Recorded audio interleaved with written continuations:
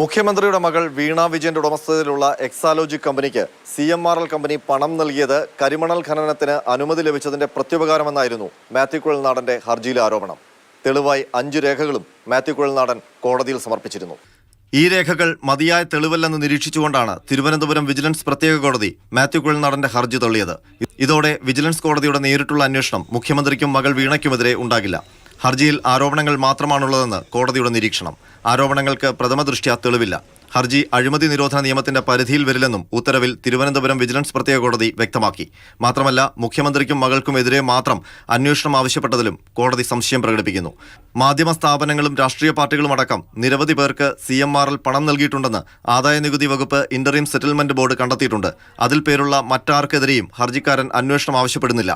മുഖ്യമന്ത്രിക്കും മകൾക്കും എക്സാലോജിക്കിനുമെതിരെ മാത്രം അന്വേഷണം ആവശ്യപ്പെടുന്നത് ഹർജി രാഷ്ട്രീയ പ്രേരിതമെന്ന വാദത്തിന് ശക്തി പകരുമെന്നും ഉത്തരവിൽ പറയുന്നു.